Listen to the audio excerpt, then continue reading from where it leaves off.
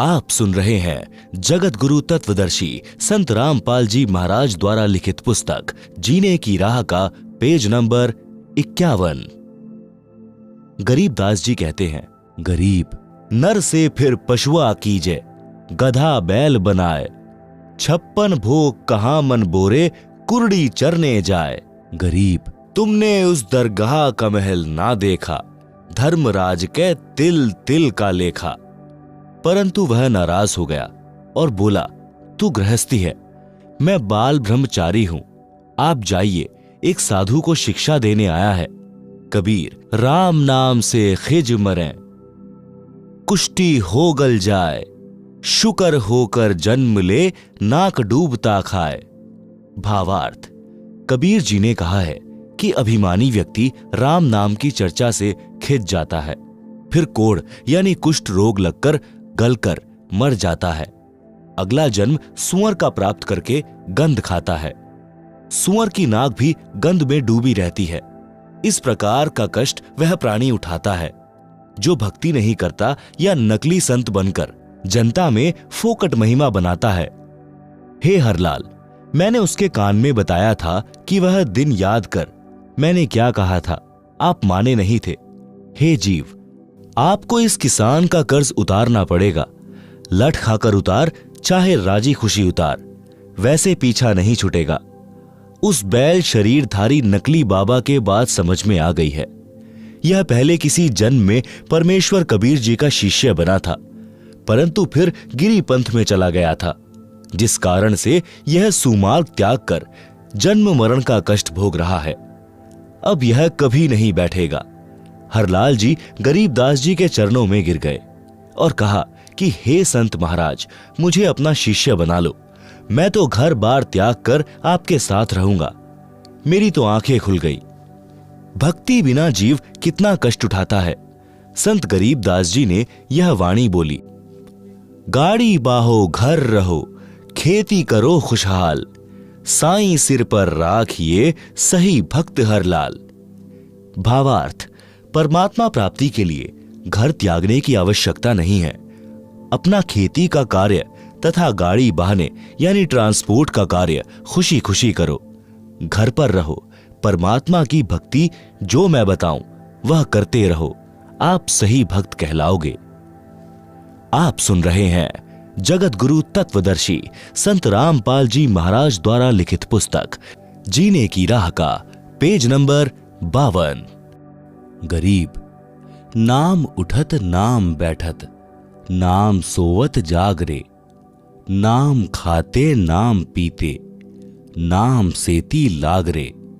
यही प्रमाण यजुर्वेद अध्याय 40 के मंत्र 15 में है कि वायु अनिलम अथ इदम अमृतम भस्मंतम शरीरम, ओम कृतु स्मर किल्वे, स्मर कृतम स्मर।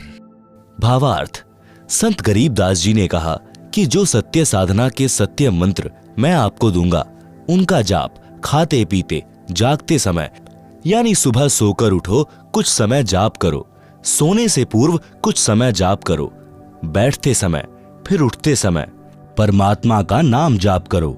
इस प्रकार घर का कार्य भी होता है, स्मरण भी। जैसे गांव में देखते हैं कि लोग सारा सारा दिन ताश खेलते हैं, हुक्के पर वक्त जाया करते हैं, राजनीति की बातें या किसी व्यक्ति की निंदा की चर्चा या सांग सिनेमा देखने में समय नष्ट करते हैं। उस समय को परमात्मा की भक्ति तथा सत्संग चर्चा सुनने में सदुपयोग करें तो मोक्ष संभव है। श्री हरलाल जाट जी दीक्षा लेकर घर आया, घरवालों को सब बात बताई। उस नकली बाबा की यादगार यानी समाधि तोड़ फेंकी और पूरे परिवार को छुड़ानी ले गए। संत गरीबदास जी से दीक्षा दिलाई, अपना तथा अपने परिवार का कल्याण कराया। संत गरीबदास जी के आदेश से उस गोरे बैल को कभी गाड़ी या हल में नहीं जोता। उसको सब पशुओं से भिन्न कमरे में बांधकर अच्छा चारा खिलाया। संत गरीबदास जी ने बताया कि यह भक्त था, कर्म बिगड़ने से पशु बना है, इससे काम ना लें। वह बैल 5 वर्ष जिया। भक्त हरलाल जी ने उसकी भक्त मानकर सेवा की। परमात्मा कबीर जी ने अपने भूले भटके भक्त की पशु जीवन में सहायता की। उसको फिर कभी मानव जन्म मिला तो और आगे उसके भाग्य में कोई पूरा गुरु मिला तो मुक्ति है, अन्यथा फिर 84 लाख योनियों में कष्ट तैयार है। भक्त हरलाल की संतान बेरी में आज भी इस घटना की साक्षी है। तंबाकू सेवन करना महापाप है। संत गरीबदास जी ने भक्त हरलाल जी से कहा कि आप जो भी दीक्षा लेते हैं, तंबाकू का हुक्का, बीड़ी, सिगरेट, चिलम आदि में डालकर भी कभी सेवन नहीं करना और अन्य नशीली वस्तुओं का प्रयोग न करना। भक्त ने कहा कि हे महाराज जी, तंबाकू तो लगभग सब किसान पीते हैं, इसमें क्या हानि है? उत्तर: संत गरीबदास जी ने बताया कि आपने रामायण तथा महाभारत की कथा तो सुनी होगी, उसमें हुक्का सेवन का कहीं वर्णन नहीं है। तंबाकू की उत्पत्ति बताऊं कैसे हुई है? आप सुन रहे हैं जगत गुरु तत्वदर्शी संत रामपाल जी महाराज द्वारा लिखित पुस्तक जीने की राह का पेज नंबर 53। तंबाकू की उत्पत्ति कथा। एक ऋषि तथा एक राजा साधु थे। एक दिन राजा की रानी ने अपनी बहन ऋषि की पत्नी के पास संदेश भेजा कि पूरा परिवार हमारे घर भोजन के लिए आए, मैं आपसे मिलना भी चाहती हूँ, बहुत याद आ रही है। अपनी बहन का संदेश ऋषि की पत्नी ने अपने पति से साझा किया तो ऋषि जी ने कहा कि साधु से दोस्ती अच्छी नहीं होती, तेरी बहन वैभव का जीवन जी रही है। राजा को धन तथा राज्य की शक्ति का अहंकार होता है, वे अपनी बेइज्जती करने को बुला रहे हैं, क्योंकि फिर हमें भी कहना पड़ेगा कि आप भी हमारे घर भोजन के लिए आना। हम उन जैसी भोजन व्यवस्था जंगल में नहीं कर पाएंगे। यह सब साधु जी का षड्यंत्र है। आपके सामने अपने को महान तथा मुझे गरीब सिद्ध करना चाहता है। आप यह विचार त्याग दें, हमारे न जाने में हित है।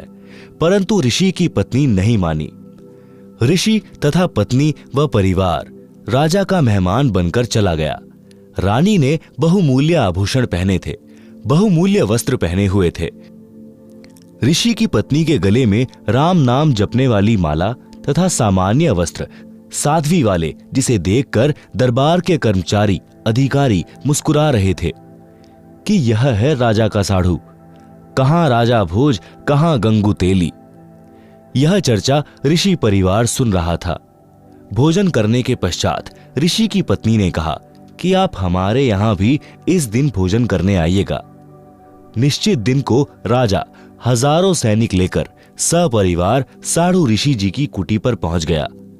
ऋषि जी ने स्वर्गलोक के राजा इंद्र से निवेदन करके एक कामधेनु यानी सर्व कामना यानी इच्छा पूर्ति करने वाली गाय, जिसकी उपस्थिति में खाने को किसी पदार्थ की कामना करने से मिल जाता है, यह पौराणिक मान्यता है, मांगी।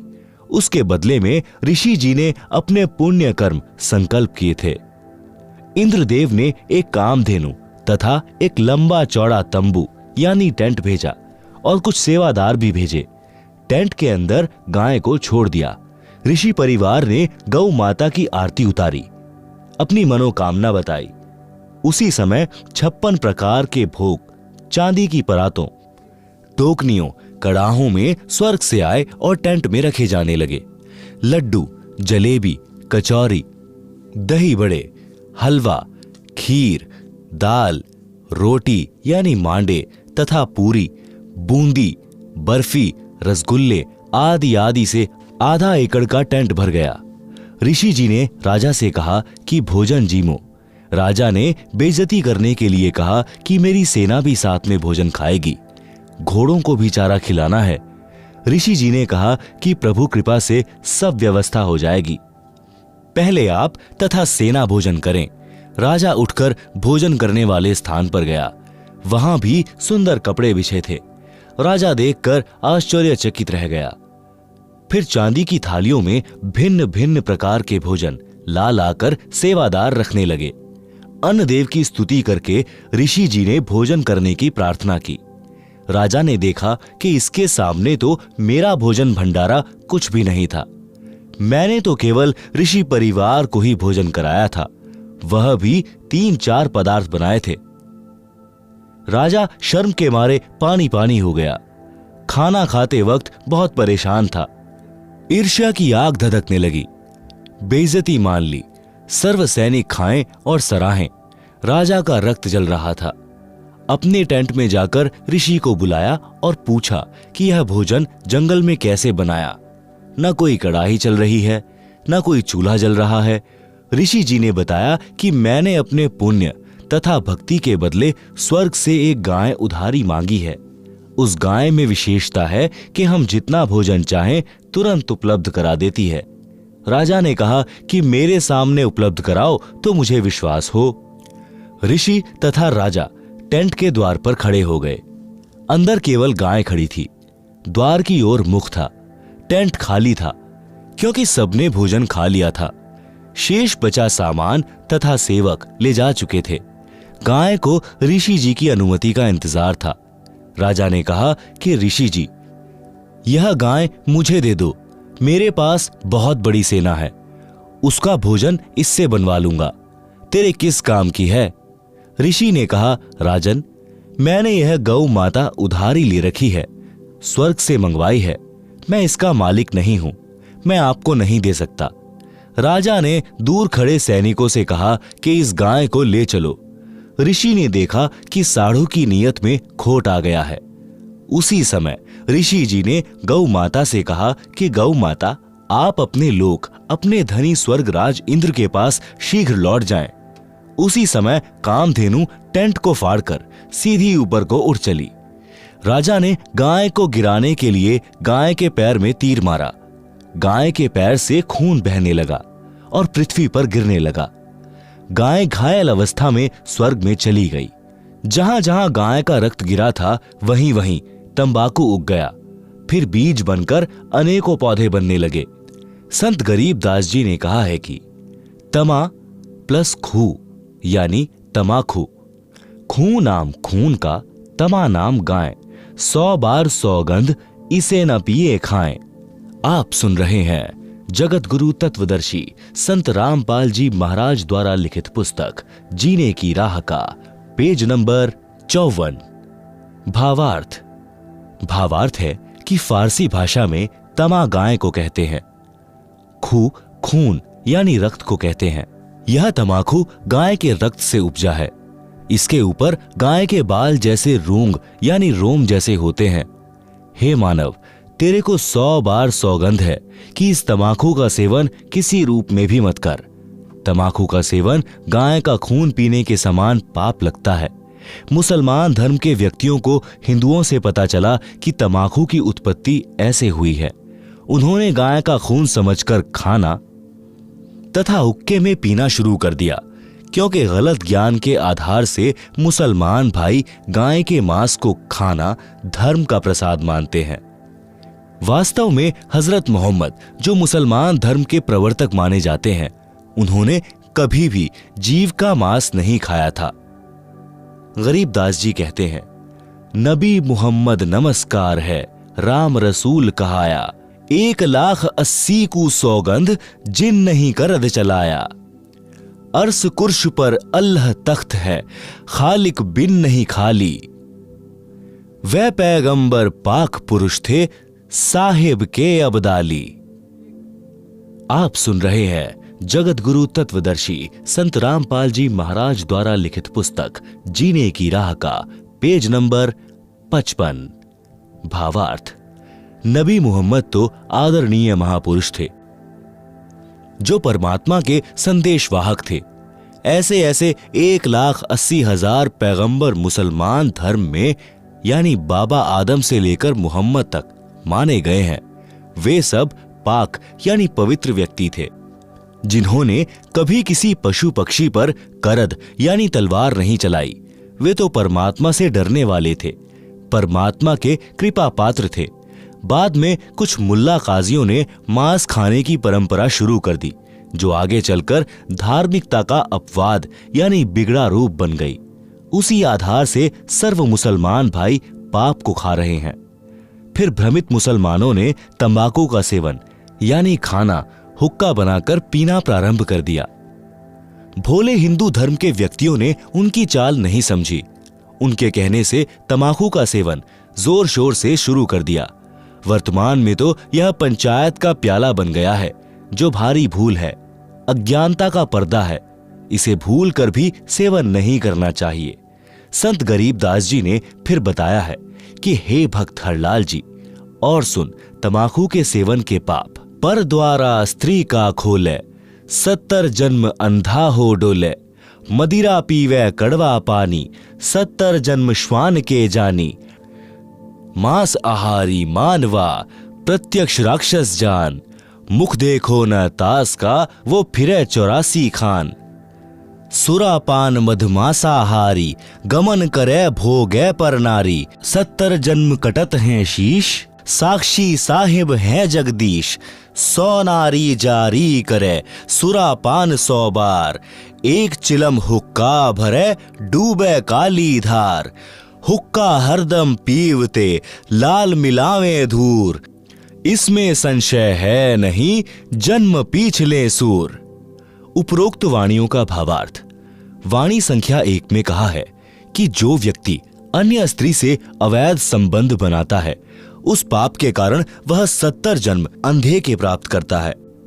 अंधा गधा गधी, अंधा बैल, अंधा मनुष्य या अंधी स्त्री के लगातार 70 जन्मों में कष्ट भोगता है। वाणी संख्या 2। कड़वी शराब रूपी पानी जो पीता है, वह उस पाप के कारण 70 जन्म तक कुत्ते के जन्म प्राप्त करके कष्ट उठाता है। गंदी नालियों का पानी पीता है। रोटी न मिलने पर गुह यानी टट्टी खाता है। वाणी संख्या 3। जो व्यक्ति मांस खाते हैं, वे तो स्पष्ट राक्षस हैं। उनका तो मुख भी नहीं देखना चाहिए, यानी उनके साथ रहने से अन्य भी मांस खाने का आदी हो सकता है, इसलिए उनसे बचें। वह तो 84 लाख योनियों में भटकेगा। वाणी संख्या 4-5। सुरा यानी शराब पीने वाले तथा पर स्त्री को भोगने वाले, मांस खाने वालों को अन्य पाप कर्म भी भोगना होता है। उनके 70 जन्म तक मानव या बकरा बकरी, भैंस या मुर्गे आदि के जीवनों में सिर कटते हैं। इस बात को मैं परमात्मा को साक्षी रखकर कह रहा हूं, सत्य मानना। आप सुन रहे हैं जगत गुरु तत्वदर्शी संत रामपाल जी महाराज द्वारा लिखित पुस्तक जीने की राह का पेज नंबर 56। वाणी संख्या 6। एक चिलम भरकर हुक्का पीने वाले को देने से भरने वाले को जो पाप लगता है, वह सुनो। एक बार पर स्त्री गमन करने वाला, एक बार शराब पीने वाला, एक बार मांस खाने वाला पाप के कारण उपरोक्त कष्ट भोगता है। 100 स्त्रियों से भोग करे और 100 बार शराब पिए, उसे जो पाप लगता है, वह पाप एक चिलम भरकर हुक्का पीने वाले को देने वाले को लगता है। विचार करो, तंबाकू सेवन यानी हुक्के में, बीड़ी सिगरेट में पीने वाले, खाने वाले, करने वाले को कितना पाप लगेगा। इसलिए उपरोक्त सर्व पदार्थों का सेवन कभी न करो। वाणी संख्या 7। समाज के व्यक्तियों को देखकर कुछ व्यक्ति हुक्का या अन्य नशीली वस्तुएं सेवन करने लग जाते हैं। यदि सत्संग सुनकर बुराई त्याग देते हैं, तो वे जीव पिछले जन्म में भी मनुष्य थे।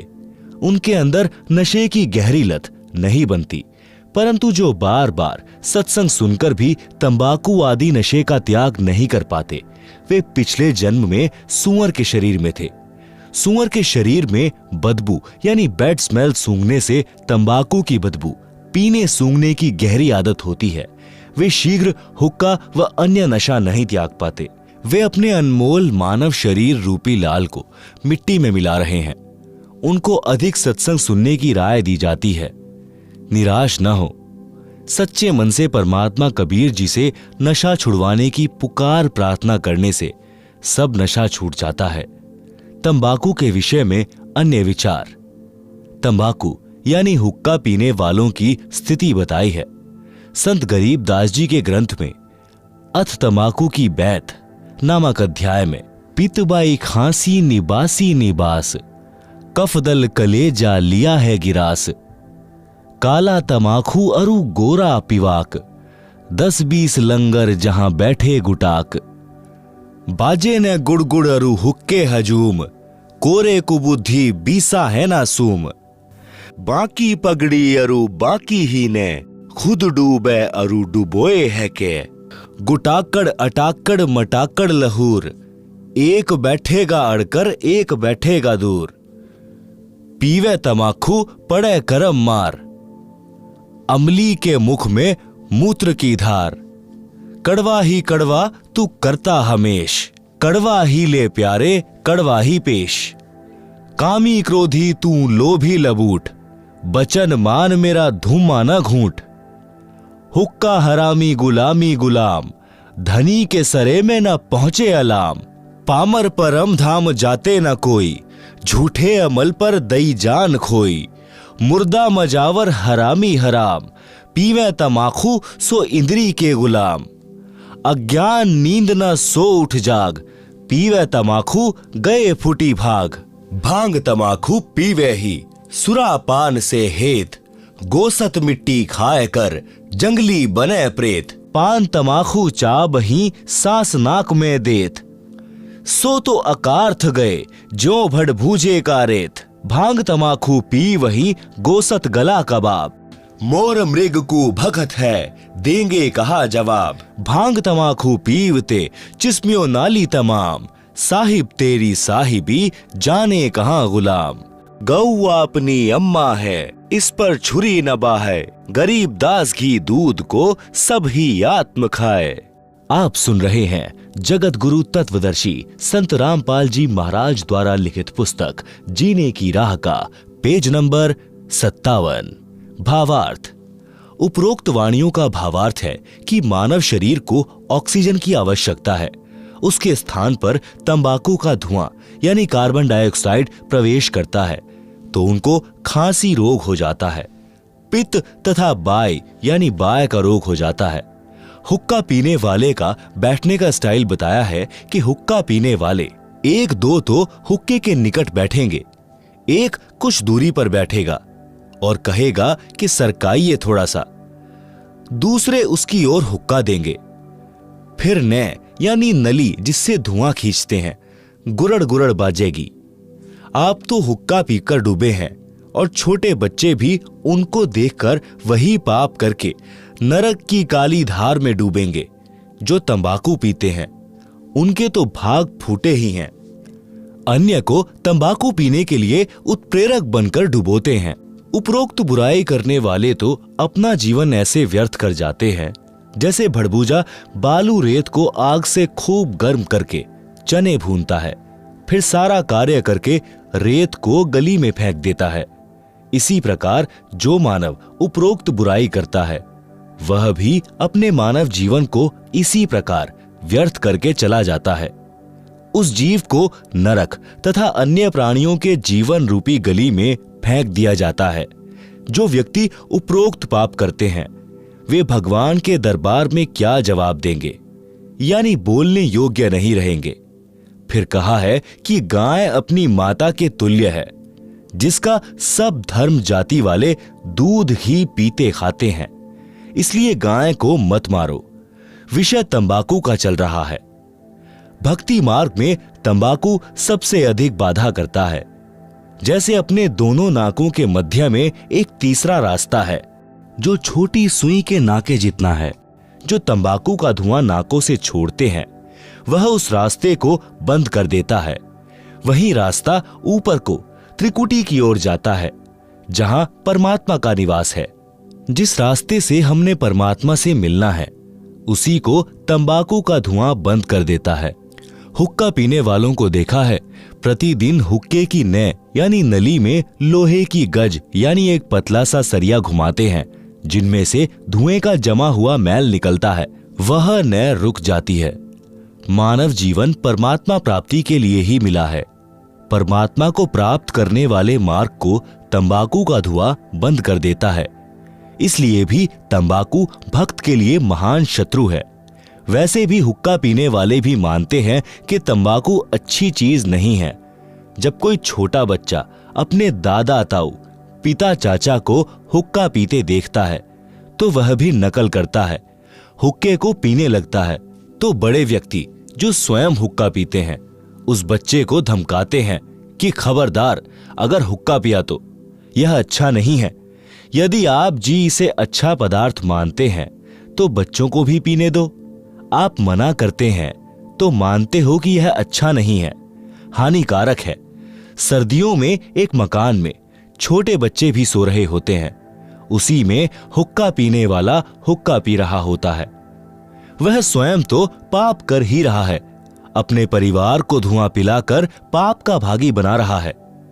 छोटे बेटा बेटी को दादा पिताजी अपने हिस्से के दूध से पिलाने की कोशिश करता है कि ले थोड़ा और पी ले, देख तेरी चोटी बढ़ रही है, और पी जा। इस प्रकार उसे दूध का गिलास पिलाकर दम लेता है, क्योंकि दूध बच्चे के लिए लाभदायक है। हुक्का बीड़ी पीने से मना करता है तो दिल तो कहता है कि तंबाकू पीना बुरा है, परंतु समाज में यह बुराई आम हो चुकी है, इसलिए पाप नहीं लगता। जैसे कई कबीले मांस खाते हैं, उनके बच्चों के लिए वह पाप आम बात है। इसी प्रकार तंबाकू पीना भी महापाप है, परंतु परंपरा पड़ गई है, पाप नहीं लगता, इसे त्याग देना चाहिए। भक्त हरलाल जी ने उसी दिन हुक्का तोड़ दिया, चिलम फोड़ दी, सर्व परिवार को वे सब बातें सुनाई, नाम दीक्षा दिलाई। कई पीढ़ी तक बेरी के उन परिवारों में हुक्का नहीं था। बाद में सत्संग के अभाव में फिर से कुछ कुछ पीने लगे हैं। आप सुन रहे हैं जगत गुरु तत्वदर्शी संत रामपाल जी महाराज द्वारा लिखित पुस्तक जीने की राह का पेज नंबर 58। तंबाकू से गधे घोड़े भी घृणा करते हैं। एक दिन संत गरीबदास जी गांव छुड़ानी जिला जज्जर वाले किसी कार्यवश घोड़े पर सवार होकर जींद जिले में किसी गांव में जा रहे थे। मार्ग में गांव मालखेड़ी, जो कि जिला जींद के खेत थे, उन खेतों में से घोड़े पर बैठकर जा रहे थे। गेहूं की फसल खेतों में खड़ी थी। घोड़ा रास्ता छोड़कर गेहूं की फसल के बीचों बीच चलने लगा। खेतों में फसल के रखवाले थे, वे लाठी डंडे लेकर दौड़े और संत गरीबदास जी को मारने लगे कि तेरा दिमाग खराब हो गया है क्या, हमारी फसल का नाश कर दिया, घोड़े को सीधा नहीं चला सकता। ज्यों ही उन्होंने संत गरीबदास जी को लाठी मारने की कोशिश की तो उनके हाथ ऊपर को ही जाम हो गए। सब अपनी अपनी जगह पत्थर की मूर्ति के समान खड़े हो गए। 5 मिनट तक उसी प्रकार रहे। फिर संत गरीबदास जी ने अपना हाथ आशीर्वाद देने की स्थिति में किया तो उनकी स्तंभता टूट गई और सब पीठ के बल गिरे। लाठियां हाथ से छूट गई। ऐसे हो गए जैसे अधरंग हो गया हो। रखवालों को समझते देर नहीं लगी कि यह सामान्य व्यक्ति नहीं है। सबने रोते हुए क्षमा याचना की। तब संत गरीबदास जी ने कहा कि भले पुरुषों, क्या राह चलते व्यक्ति के साथ ऐसा व्यवहार करते हैं? मारने को दौड़े हो, पहले तो यह जानना चाहिए था कि किस कारण से घोड़ा फसल के बीच में ले गए हो। वे किसान बोले, अब बताइए जी, घोड़ा किस कारण से फसल में चला गया था? संत गरीबदास जी ने पूछा कि इस खेत में इस फसल से पहले क्या बीज रखा था? उन्होंने बताया कि ज्वार बोई थी। उससे पहले क्या बोया था? उन्होंने बताया कि तंबाकू बीजा था। संत गरीबदास जी ने बताया कि उस तंबाकू की बदबू अभी तक इस खेत में उठ रही है। उसकी बदबू से परेशान होकर मेरा घोड़ा रास्ता त्याग कर दूर से जाने लगा। उस तंबाकू को आप पीते हो, आप तो पशुओं से भी गए गुजरे हो। सुन लो ध्यान से, इसके बाद इस गांव में कोई व्यक्ति हुक्का नहीं पिएगा, तंबाकू सेवन नहीं करेगा। यदि आज्ञा का पालन नहीं हुआ तो गांव को बहुत हानि हो जाएगी। उस समय तो सबने हां कर दी। संत के चले जाने के पश्चात बोले कि भर लेना हुक्टी। जब हुक्टी यानी छोटा हुक्का भरने लगे तो हाथ से चिलम छूटकर फूट गई। दूसरी हुक्टी की चिलम लाए, वह भी हाथ में ही चूर चूर हो गई। खेत में जितनी हुक्की थी सब टूट गई, चिलम भी फूट गई। रखवाले डर गए कि उस संत की लीला है। गांव गए तो गांव के सब हुक्के टूट गए, चिलम फूट गई। पूरे गांव में हड़कंप मच गया, भय का वातावरण हो गया। रखवाले गांव में आए तो कारण का पता चला। उस दिन के पश्चात गांव में वर्तमान तक हुक्का यानी तंबाकू सेवन कोई नहीं पीता। गांव का नाम है मालखेड़ी। आप सुन रहे हैं जगत गुरु तत्वदर्शी संत रामपाल जी महाराज द्वारा लिखित पुस्तक जीने की राह का पेज नंबर 59। हुक्का पीने वाले कहते हैं कि ले मेरे पास कड़वा तंबाकू है, यह भर ले चिलम में। दूसरा कहता है कि यह मेरे वाला अधिक कड़वा है। संत गरीबदास जी ने बताया है कि मृत्यु के उपरांत यम के दूत उस कड़वा तंबाकू पीने वाले के मुख में मूत देते हैं। कहते हैं कि तू अधिक कड़वा कड़वा तंबाकू पीना चाहता था, ले प्यारे कड़वा मूत पी ले। मूत्र की धार उसका मुख खोलकर मुख में लगाते हैं। संत गरीबदास जी ने यह तो एक लीला करके बुराई छुड़ाई थी। ज्ञान से जो प्रभाव पड़ता है वह सदा के लिए बुराई छुड़ा देता है। ज्ञान सत्संग से होता है। सत्संग सुनने की रुचि पैदा करो, सत्संग सुनो। निवेदन, उपरोक्त बुराई सर्वथा त्याग दें, इससे जीवन का मार्ग सुहेला हो जाएगा। नशा करता है नाश।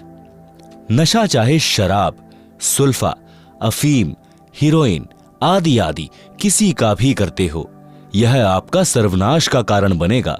नशा सर्वप्रथम तो इंसान को शैतान बनाता है, फिर शरीर का नाश करता है। शरीर के 4 महत्वपूर्ण अंग हैं, फेफड़े, जिगर, गुर्दे व हृदय। शराब सर्वप्रथम इन चारों अंगों को खराब करती है। सुल्फा यानी चरस दिमाग को पूरी तरह नष्ट कर देता है। हीरोइन शराब से भी अधिक शरीर को खोखला करती है। अफीम से शरीर कमजोर हो जाता है, अपनी कार्यशैली छोड़ देता है। अफीम से ही चार्ज होकर चलने लगता है। रक्त दूषित हो जाता है। इसलिए इनको तो गांव नगर में भी नहीं रखें। घर की बात क्या, सेवन करना तो सोचना भी नहीं चाहिए। एक व्यक्ति दिल्ली पालम हवाई अड्डे पर नौकरी करता था। सन 1997 की बात है। उस समय उसकी सैलरी 12,000 रुपए महीना थी। दिल्ली के गांव में यह दास यानी रामपाल दास सत्संग करने गया। वहां एक वृद्धा अपनी 3 पोतियों के साथ सत्संग वाले घर में आई, जो नाते में सत्संग कराने वालों की चाची थी। वह गांव के बाहरी क्षेत्र में प्लॉट में मकान बनाकर रहती थी। वह लड़का भी उसी का था जो दिल्ली हवाई अड्डे पर नौकर था। बहुत शराब पीता था, घर की ठौर बिटोड़ा बना रखा था। पत्नी बच्चों को पीटता था क्योंकि उसका प्रतिदिन शराब पीकर आना, पत्नी ने टोका टाकी करनी प्रतिदिन की महाभारत थी। पत्नी बच्चों को छोड़कर अपनी मां के घर चली गई। दादी ने बच्चों को संभाला, फिर स्वयं जाकर अपनी पुत्रवधू को समझा बुझाकर लाई। उस रात्रि में वह वृद्धा अपनी पुत्रवधू तथा पोतियों सहित आई थी। क्योंकि खुद के जेठ के घर सत्संग था, इसलिए आना पड़ा। सत्संग में प्रत्येक पहलू पर व्याख्यान देना होता है। पहले परमात्मा की भक्ति करने से लाभ तथा न करने से हानि बताई जाती है, जो पूरे विस्तार से बताई जाती है।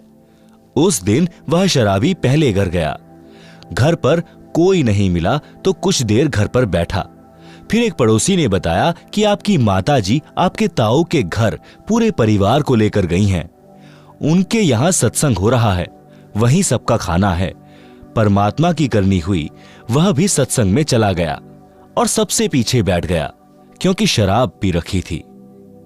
आप सुन रहे हैं जगत गुरु तत्वदर्शी संत रामपाल जी महाराज द्वारा लिखित पुस्तक जीने की राह का पेज नंबर 60। सत्संग वचन। सत्संग में बताया गया कि मानव जन्म प्राप्त करके जो व्यक्ति शुभ कर्म नहीं करता तो उसका भविष्य नरक बन जाता है। जो नशा करता है उसका वर्तमान तथा भविष्य दोनों नरक ही होते हैं। नशा इंसानों के लिए नहीं है, यह तो इंसान से राक्षस बनाता है। जो व्यक्ति पूर्व जन्म के पुण्य कर्मों वाले हैं, उनको इस जन्म में उन शुभ कर्मों के प्रतिफल में अच्छी नौकरी मिली है या अच्छा कारोबार है। यदि वर्तमान में शुभ कर्म, भक्ति व दान धर्म नहीं करोगे तो भविष्य के जन्मों में गधा, कुत्ता, सूअर, बैल बनकर धक्के व गंध खाओगे।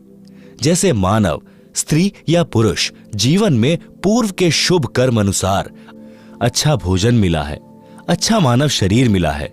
जब चाहो खाना खाओ, प्यास लगे पानी पियो, इच्छा बने तो चाय दूध पियो, फल तथा मेवा यानी काजू बादाम खाओ।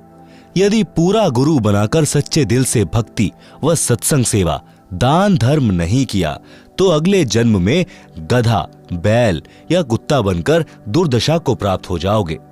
न समय पर खाना मिलेगा, न पानी, न कोई गर्मी सर्दी से मच्छर मक्खी से बचने का साधन होगा। मानव जीवन में तो मच्छरदानी ऑल आउट से बचाव कर लेते हैं, गर्मी से बचने के उपाय खोज लिए हैं, परंतु जब पशु बनोगे तब क्या मिलेगा। संत गरीबदास जी ने परमेश्वर कबीर जी से प्राप्त ज्ञान को इस प्रकार बताया है। नर से तीतू पशुआ कीजे, गधा बैल बनाई, 56 भोग कहाँ मन बोरे, कुरड़ी चरने जाई। भावार्थ, मानव शरीर छूट जाने के पश्चात भक्तिहीन तथा शुभ कर्महीन होकर जीव गधे, बैल आदि आदि की योनियों यानी शरीरों को प्राप्त करेगा। फिर मानव शरीर वाला आहार नहीं मिलेगा। गधा बनकर कुरड़ी यानी कूड़े के ढेर पर गंध खाएगा। बैल बनकर नाक में नाथा यानी एक रस्सी डाली जाएगी, रस्से से बंधा रहेगा। न प्यास लगने पर पानी पी सकेगा, न भूख लगने पर खाना खा सकेगा। मक्खी मच्छर से बचने के लिए एक दुम होगी, उसको कूलर समझना, पंखा या मच्छरदानी समझना। जिन प्राणियों के अधिक पाप कर्म होते हैं, पशु जीवन में उनकी दुम भी कट जाती है। 1-1.5 फुट का डंडा शेष बचता है, उसे घुमाता रहता है। आप सुन रहे हैं जगत गुरु तत्वदर्शी संत रामपाल जी महाराज द्वारा लिखित पुस्तक जीने की राह का पेज नंबर 61। एक बैल के पिछले पैर के खुर के बीच में लगभग 1.5 इंच बड़ी कील लग गई। चलने से और अधिक अंदर चली गई। बैल पैर से लंग करने लगा। हाली को लगा कि झटका लग गया है, नस पर नस चढ़ गई होगी, चलने से ठीक हो जाएगा। कई बार ऐसा होता है कि नस पर नस चढ़ जाती तो बैल चलते चलते ठीक हो जाता था, परंतु अब की बार ऐसा नहीं हुआ। सारा दिन बैल हल में चला। घर तक आया तो पैर को कठिनाई से पृथ्वी पर रख पा रहा था, धीरे धीरे चल पा रहा था। घर पर आते ही बैठ गया। चारा भी नहीं चरा। आंखों से आंसू निकल रहे थे क्योंकि दर्द अधिक था। सुबह बैल उठा ही नहीं, लेट गया। पैर पर सूजन अधिक थी। गांव से पशुओं का डॉक्टर बुलाया। पुराने समय की बात है, उस समय ऐसा ही इलाज होता था। डॉक्टर ने देखकर बताया कि इसके घुटने में बाय है, पुराने गुड़ को कूटकर नरम करके पट्टी बांध दो, ठीक हो जाएगा। कील लगी थी खुर में यानी पैर के नीचे वाले हिस्से में। उपचार हो रहा था घुटने का। लगभग 1 महीने ऐसे चला। एक दिन घर के आदमी ने देखा कि बैल के पैर के तलवे यानी खुर के बीच से मवाद निकल रहा है। उसको साफ किया तो पाया कि कील लगी है। किसी औजार से कील निकाली। तब 1 सप्ताह में बैल ठीक हो गया। पेट भर चारा खाया, पानी पिया। विचार करें, जब यह प्राणी मानव शरीर में था तो उसने स्वप्न में भी नहीं सोचा था कि एक दिन मैं बैल भी बन जाऊंगा। अब बोलकर भी नहीं बता पा रहा था कि दर्द कहां पर है। कबीर जी ने कहा है कि जिह्वा तो वो है भली जो रटे हरि नाम, ना तो काट के फेंक दियो मुख में भलो न चाम। भावार्थ, जैसे जीभ शरीर का बहुत महत्वपूर्ण अंग है, यदि परमात्मा का गुणगान तथा नाम जाप के लिए प्रयोग नहीं किया जाता है तो व्यर्थ है, क्योंकि इस जुबान से कोई किसी को कुवचन बोलकर पाप करता है। बलवान व्यक्ति निर्बल को गलत बात कह देता है, जिससे उसकी आत्मा रोती है, बद्दुआ देती है। बोलकर सुना नहीं सकता क्योंकि मार भी पड़ सकती है। यह पाप हुआ। फिर किसी की निंदा करके, किसी की झूठी गवाही देकर, किसी को व्यापार में झूठ बोलकर, ठग कर अनेकों प्रकार के पाप मानव अपनी जीभ से करता है। परमेश्वर कबीर जी ने बताया है कि यदि जीभ का सदुपयोग नहीं करता है, यानी शुभ वचन, शीतल वाणी, परमात्मा का गुणगान यानी चर्चा करना, धार्मिक सदग्रंथों का पठन पाठन, तथा भगवान के नाम पर जाप स्मरण जीभ से नहीं कर रहा है तो इसे काट कर फेंक दो, कोरे पाप इकट्ठे कर रहा है। जीभ को काटने को कहना तो मात्र उदाहरण है जो सतर्क करने को है। कहीं जीभ काट कर मत फेंक देना। अपने शुभ कर्म, शुभ वचन शुरू करना। यदि राम नाम व गुणगान नहीं कर रहा है तो पवित्र मुख में इस जीभ के चाम को रखना अच्छा नहीं है। आप सुन रहे हैं जगत गुरु तत्वदर्शी संत रामपाल जी महाराज द्वारा लिखित पुस्तक जीने की राह का पेज नंबर 62।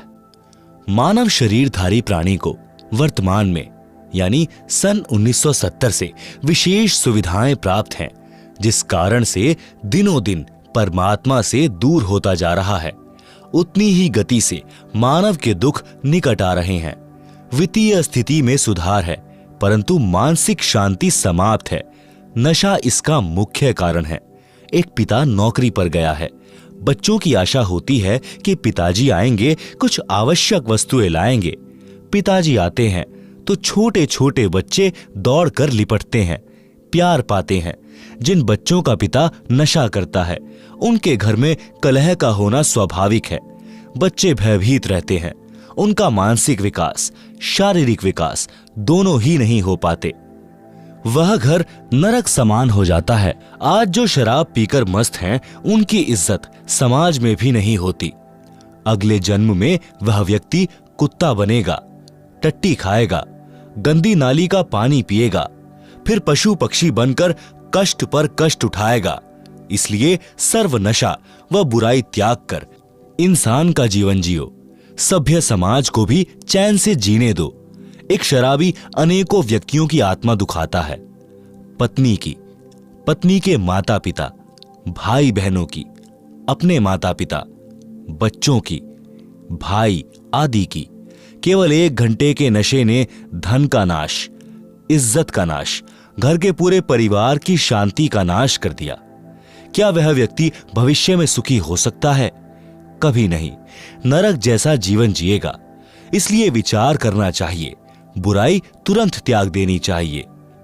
एक प्रश्न, किसने देखा है कि अगले जन्म में क्या होता है? उत्तर, उदाहरण के लिए एक समय एक अंधा व्यक्ति जंगल की ओर जा रहा था। आगे एक सज्जन व्यक्ति खड़ा था। उसने कहा कि हे सूरदास जी, इधर मत जाओ, यह रास्ता भयंकर जंगल में जाता है। खूंखार शेर, चीते आदि आदि जानवर रहते हैं। आप लौट जाइए। यदि अंधे ने नशा नहीं कर रखा होगा तो तुरंत मुड़ जाएगा।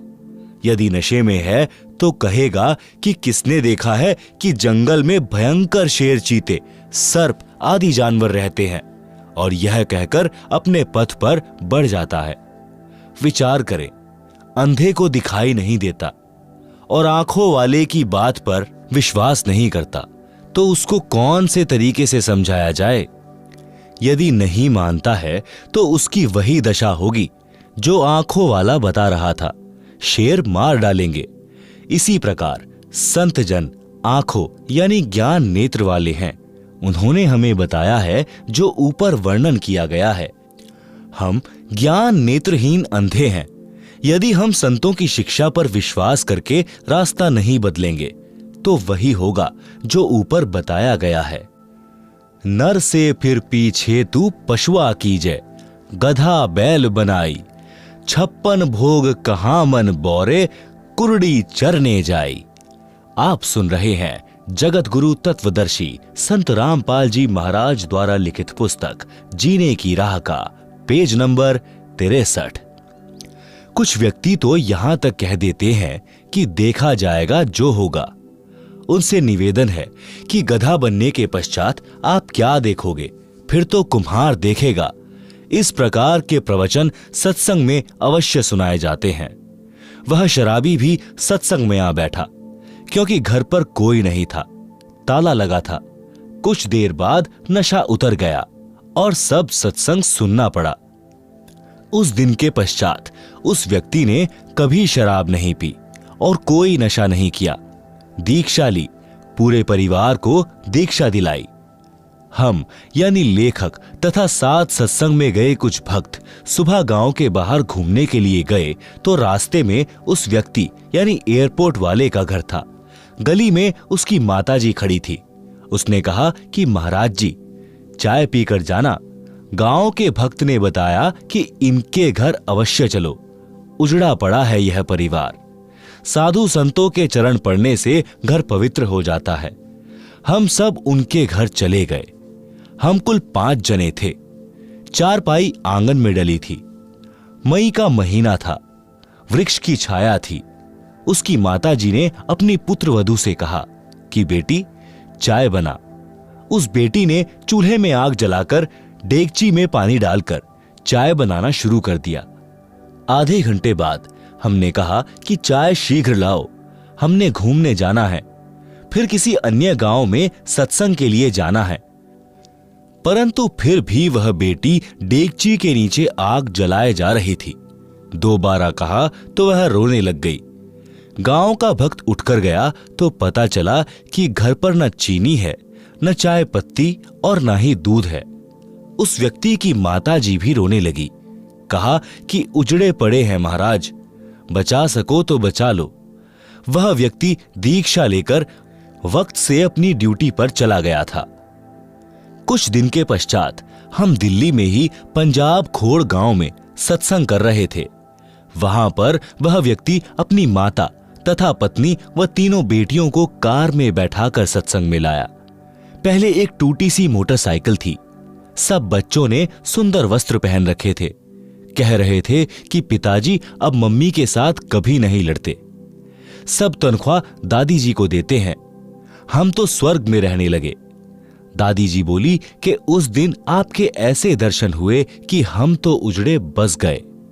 मैंने कहा कि माई, तेरा बेटा बुरा नहीं था, इसने ये अच्छे विचार कभी सुने ही नहीं थे। यदि पहले ये विचार सुनने को मिल जाते तो यह बुराई करता ही नहीं। यह सब परमेश्वर कबीर जी की कृपा है जो उस दिन यह सत्संग में आ गया और इसकी आत्मा का मैल साफ हो गया। आपका परिवार नरक से निकलकर स्वर्ग में निवास कर रहा है। परमात्मा की मर्यादा में रहना, कभी कष्ट नहीं आएगा। भक्ति करते रहना, कई पीढ़ी का उद्धार हो जाएगा। इस प्रकार सत्संग से मानव उद्धार होकर विश्व में शांति, आपसी प्रेम बढ़ता है। सत्संग विचार अवश्य सुना करो। पढ़े भक्ति मर्यादा पृष्ठ 307 पर। आप सुन रहे हैं जगत गुरु तत्वदर्शी संत रामपाल जी महाराज द्वारा लिखित पुस्तक जीने की राह का पेज नंबर 64।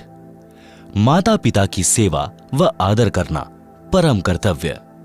प्रत्येक माता पिता की तमन्ना होती है कि मेरी संतान योग्य बने, समाज में बदनामी न ले, अच्छे चरित्र वाली हो, आज्ञाकारी हो, वृद्धावस्था में हमारी सेवा करे, हमारी बहू हमारे कहने में चलने वाली आए, समाज में हमारी इज्जत रखे, वृद्धावस्था में हमारी सेवा करे, प्यार से व्यवहार करे। सतयुग, त्रेता, द्वापर तक यह मर्यादा चरम पर रही। सब सुखी जीवन जीते थे। कलयुग में कुछ समय तक तो ठीक रहा, परंतु वर्तमान में स्थिति विपरीत ही है। इसे सुधारने का उद्देश्य लेखक यानी रामपाल दास रखता है। आशा भी करता हूं कि भगवान की कृपा से, ज्ञान के प्रकाश से सब संभव हो जाता है, हो भी रहा है और होगा, यह मेरी आत्मा मानती है। माता का संतान के प्रति प्यार। एक लड़के का पिता मृत्यु को प्राप्त हो गया। उस समय वह 10-11 वर्ष का था। माता ने अपने इकलौते पुत्र की परवरिश की। माता तथा पिता दोनों का प्यार माता जी ने दिया कि कहीं पुत्र को पिता का अभाव कष्ट न दे। लड़का युवा होकर शराब का आदी हो गया तथा वैश्यागमन करने लगा। माता से नित्य रुपए मांगे और आवारागर्दी में उड़ाए। एक दिन माता के पास पैसे नहीं थे। शराब के नशे में माता को पीटा तथा वैश्या के पास गया। उस दिन पैसे नहीं थे तो वैश्या ने कहा कि अपनी माता का दिल निकाल ला। उल्टा घर आया, माता बेहोश थी। छुरा मारकर माता का दिल निकाल कर चल पड़ा। नशे में ठोकर लगी और गिर गया। माता के दिल से आवाज आई कि बेटा, तेरे को चोट तो नहीं लगी? नशे से बना शैतान वैश्या के पास माता का दिल लेकर पहुंचा तो वैश्या ने कहा कि जब तू अपनी माता का हितैषी नहीं है तो मेरा क्या होगा? किसी के बहकावे में आकर तू मुझे भी मार डालेगा।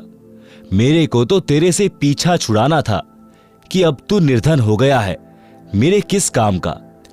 इसलिए यह शर्त रखी थी कि तू माता का दिल निकाल नहीं सकता, क्योंकि वह तेरे को कभी किसी वस्तु के लिए मना नहीं करती थी। हे शैतान, चला जा मेरी आंखों के सामने से। यह कहकर वैश्या ने उसे घर से बाहर धक्का देकर द्वार बंद कर लिया। वह शैतान घर आया, माता के शव पर विलाप करने लगा। कहा कि माता जी, हो सके तो भगवान के दरबार में भी मुझे बचाना। आवाज आई कि बेटा, कुछ नहीं हुआ, बस तेरे को खुश देखना चाहती हूं। उसी समय नगर के लोग आए, थाने में सूचना दी। उस अपराधी को राजा ने फांसी की सजा दी। राजा ने फांसी चढ़ाने से पूर्व उसकी अंतिम इच्छा जानी। तो उस लड़के ने कहा कि कुछ नागरिकों को बुलाया जाए, मैं अपनी कारगुजारी को सबके साथ साझा करना चाहता हूं। नगर के व्यक्ति आए। उस लड़के ने अपना जुल्म कबूला और बताया कि मैंने उपरोक्त जुल्म किया। मेरी मां की आत्मा अंतिम समय में भी मेरे सुखी रहने की कामना करती रही। मेरे को नशे ने शैतान बना दिया। मैंने वैश्यागमन करके समाज को दूषित किया। आप लोग मेरे से नसीहत लेना। जो घोर पाप मैंने अपनी माता जी को परेशान करके किया, कोई मत करना। माता जैसी हमदर्द संसार में पत्नी भी नहीं हो सकती, भले ही वह कितनी ही नेक हो। माता अपने बेटा बेटी को इतना प्यार करती है कि सर्दियों में बच्चा पेशाब कर देता है तो माता स्वयं उसके पेशाब से भीगे ठंडे वस्त्र पर लेटती है।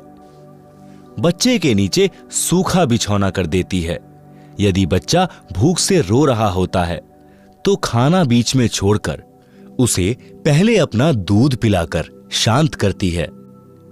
आप सुन रहे हैं जगत गुरु तत्वदर्शी संत रामपाल जी महाराज द्वारा लिखित पुस्तक जीने की राह का पेज नंबर 65।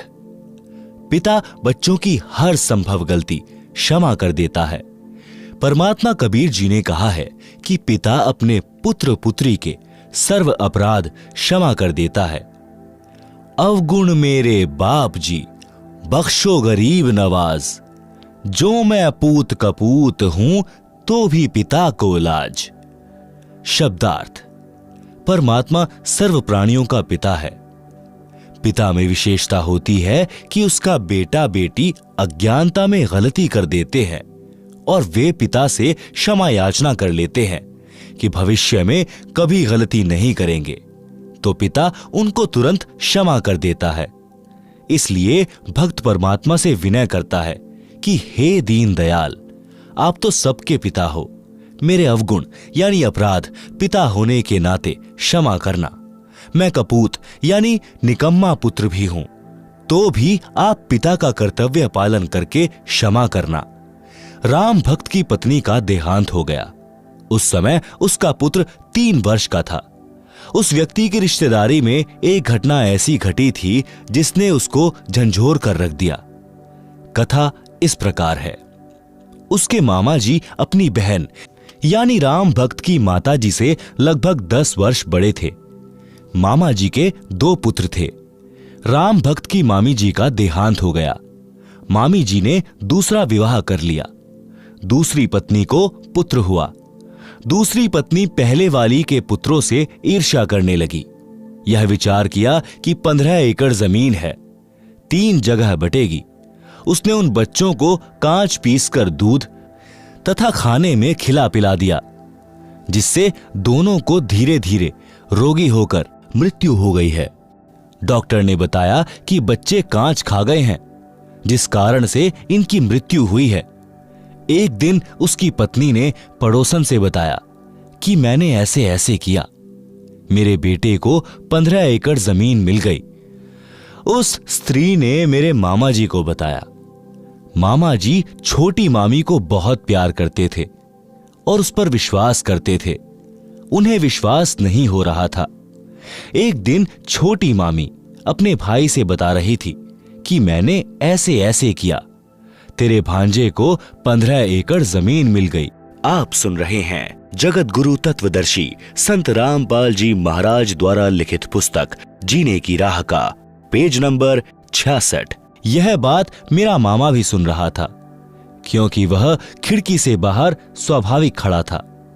मामी का भाई बोला कि बहन, तूने जुल्म कर दिया, इस पाप को कहां रखेगी?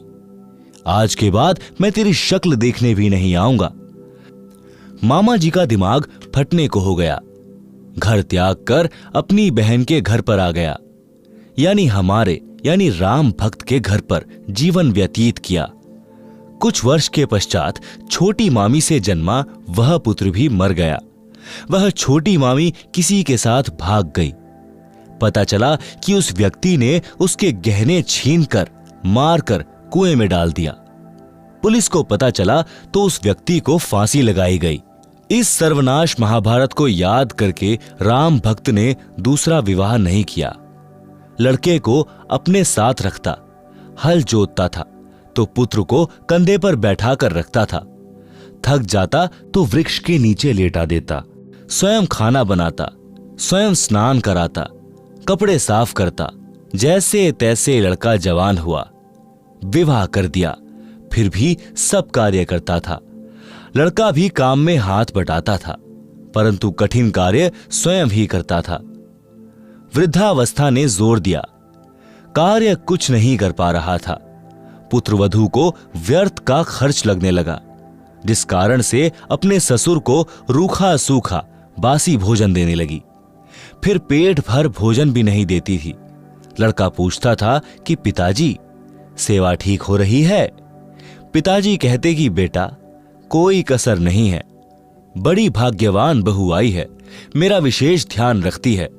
यह बात बहू भी सुनती और अधिक परेशान करती कि मेरे पति को पता नहीं है। वृद्ध भी मेरी चाल से अपरिचित है। एक दिन लड़के ने देखा कि पिताजी को भोजन ठीक नहीं मिला, तो उसने पत्नी को कहा, तू पाखंड करने लगी कि घर देखकर खाया जाता है। आपको घर की चिंता नहीं है, सारा घर मेरे से चल रहा है। मुझे पता है कि खर्च कैसे चलाना है। एक दिन वृद्ध को चक्कर आए और गिर गया, टांग टूट गई। वैद्य ने बताया कि आहार पूरा न मिलने से शारीरिक कमजोरी है। दूध 2 समय आधा आधा सेर यानी आधा आधा किलो पिलाओ, ताजा भोजन खिलाओ। वैद्य चला गया। पत्नी ने कहा कि ऐसे तो घर का दिवाला निकल जाएगा। पति यानी लड़के को भी बात पसंद आई। वृद्ध की कोई परवाह नहीं की। वृद्ध के ससुराल वाले चोट लगने की खबर सुनकर मिलने आए। उन्होंने पूछा कि बेटा बहू ठीक सेवा कर रहे हैं क्या? राम भक्त ने कहा कि पूछो ना, ऐसे पुत्र तथा पुत्रवधू सबको दे भगवान, मेरे को कोई कष्ट नहीं होने देते। यह तो कोई कर्म की मार से चोट लग गई है। उसी गांव में 2 बहनों का विवाह हुआ था, एक का राम भक्त से, दूसरी का पड़ोस में। जब वे अपनी दूसरी लड़की के घर गए तो पता चला कि उस राम भक्त की कोई सेवा नहीं हो रही है। लड़का भी निकम्मा है। यह बात ससुराल वालों के गले नहीं उतरी, क्योंकि वे राम भक्त के मुख से सुनकर आए थे कि सेवा में कोई कसर नहीं है।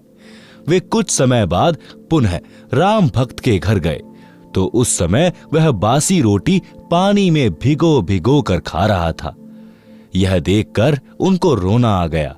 लड़के को बुलाया तथा कहा कि तेरे को शर्म नहीं आती? पता है तेरे को कैसे पाल पोष कर बड़ा किया है? लड़के की बहू भी आ गई। दोनों बोले कि हम तो ऐसे ही सेवा करेंगे। राम भक्त बोला कि आप जाओ, घर में झगड़ा ना कराओ। मेरी किस्मत में जो लिखा है वह मिल रहा है। मैं अपने पुत्र को दुखी नहीं देख सकता। राम भक्त की बुआ का लड़का रामनिवास सत्संगी था।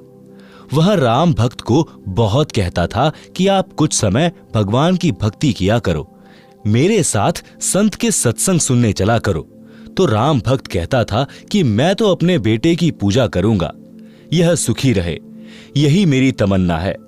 बुआ के लड़के ने कहा कि बेटे की पूजा पूरी हो चुकी हो तो अब भी बना लें कुछ कर्म। फिर भी यही कहा कि बेटे बहू को देख देख कर जी रहा हूं। बहुत कहने के पश्चात राम भक्त अपनी बुआ के लड़के राम निवास के साथ सत्संग में गया। फिर राम निवास अपने घर ले गया, उसकी दवा कराई, अच्छा खाना खिलाया, कई महीने अपने पास रखा। राम भक्त भक्ति पर पूरा दृढ़ हो गया। घर पर गया तो बच्चों से कहा, बेटा बेटी पुत्र वधू, आज तक मैंने आपसे कुछ नहीं मांगा, आज एक भीख मांग रहा हूं, आप मेरे साथ सत्संग में एक बार चलो। उन्होंने कहा कि पीछे से पशुओं तथा बच्चों को कौन संभालेगा। राम भक्त ने कहा कि बेटा घर पर रह जाएगा, बेटी तथा पोता पोती मेरे साथ चलो। ऐसा ही किया। जब उस पुत्रवधू ने सत्संग के वचन सुने, वहां आने वाले सब भक्तों की सेवा पुराने भक्त भक्तमती ऐसे कर रहे थे जैसे विशेष मेहमानों की घर पर करते हैं। वृद्ध, रोगी, अपंग श्रद्धालुओं की भी विशेष सेवा कर रहे थे। सत्संग में यह बताया जाता है कि जीव पर दया बनाए रखने से परमात्मा प्रसन्न होता है। दुखियों, असहायों की सहायता करना मानव मात्र का परम कर्तव्य है। दया धर्म का मूल है, पाप मूल अभिमान। कह कबीर दयावान के पास रहे भगवान।